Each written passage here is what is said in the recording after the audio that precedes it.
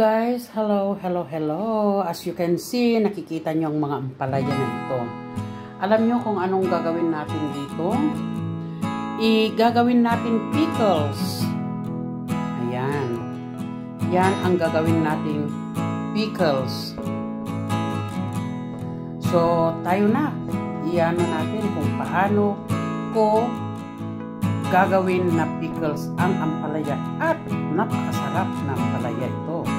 Walang gamot ito ha. Walang gamot. Ang ano lang, walang, ibig sabihin, walang mga abono, ganon. Ang abono lang namin ay yung ano ng mga kambing. Yun. Kaya tignan nyo naman, oh. Ilang araw na ito na harvest na, pero ang tigas pa rin. Oh. Kaya mas maganda yung mga kakain tayo ng mga biological. Ayan. Kaya ito, umpisan na natin kung paano ang hiwa ng gagawin nating pickles. Ayan. Ganito ang paghihiwa natin.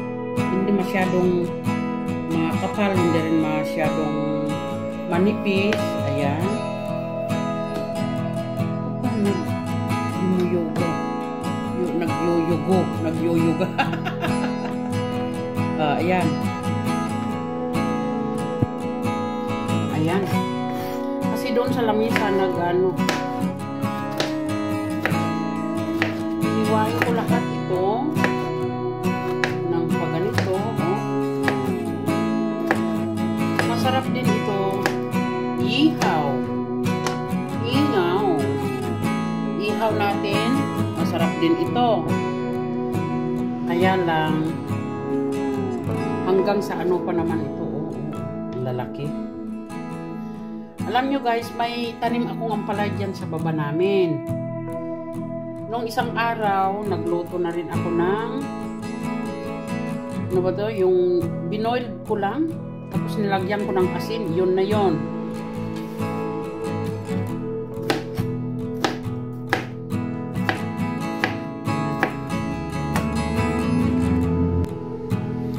Ayan, nahiwa ko na guys. Kailangan na alisin ko tong mga buto. Dahil hindi maganda ang buto. Ayan, isa-isa naaalisin ko yung mga buto. Lilinisan. Ayan. Tama na ito. Nilalagay natin sa ano. Gagawin nating pickles.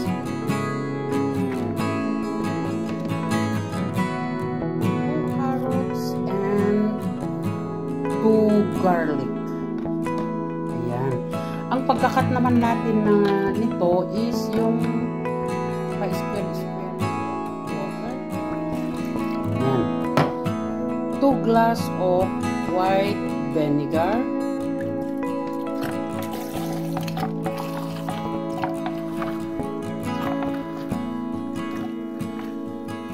Ayan. Ihahalo natin. Ayan. Vinegar. Ayan, 2 glass of water, 2 glass of white vinegar, and 1 glass of sugar. Ayan, 1 glass of sugar.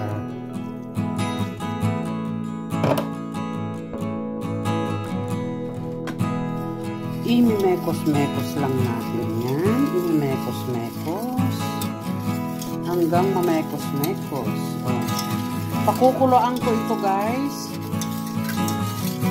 para maano yung sugar.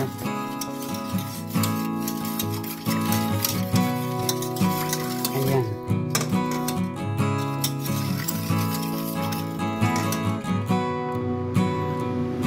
Ayan, pakukuloan ko ito 3 minutes lang para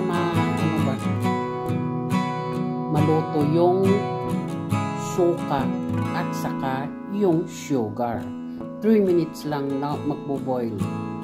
Pag napakuloan na, ilalagay ko ito, carrots, and then the last things is yung ampalaya. Kahit ano lang, yung 2 minutes para crunchy pag kinain. Hindi yung nyanya.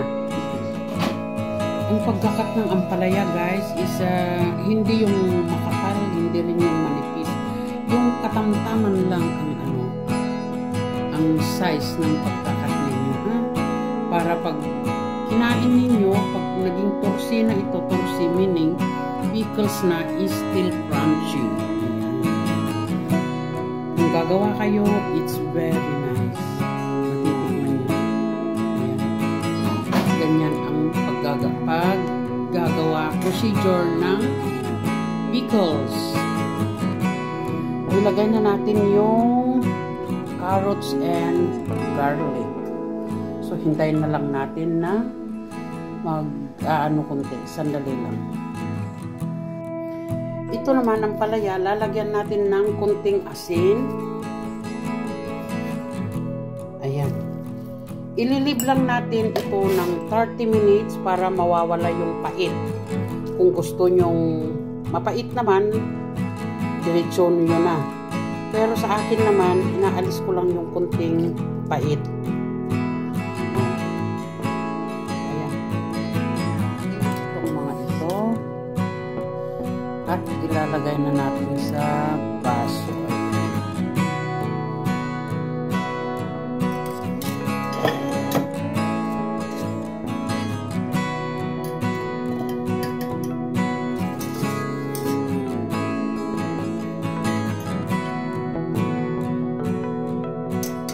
Tag-isa sila ng garlic. At hayaan natin na lumamig itong pinaka-juice. Ito, tapos ilalagay na natin dito. O kaya, hayaan natin muna na lumamig, sandali lang ito, tapos ilalagay na natin yung ampalaya para hindi maging nyan-nyan. Ayun. Ayan na, nailagay ko na rin yung ampalaya. So, ilalagay na natin dito sa ayan. Uhu.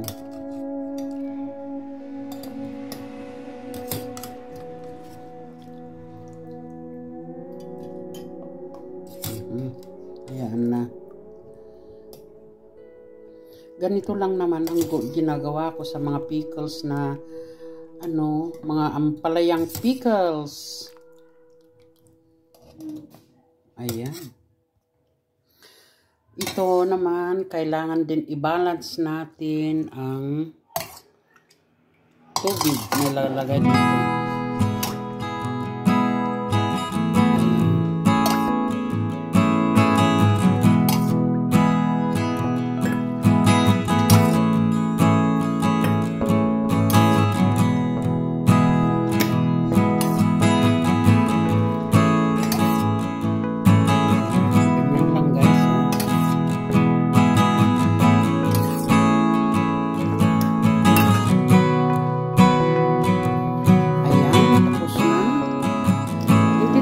Sarado guys para yung lalamig. Pwede nang kainin ito anytime na gustong kainin. Pwede nang kainin yan. Pickles na ampalaya. Ang mga pickles. Ayan. So, guys, maraming salamat sa inyong panonood. Mega love shout out sa inyong lahat. Bye-bye you and bye-bye you. Thank you for watching. Bye-bye.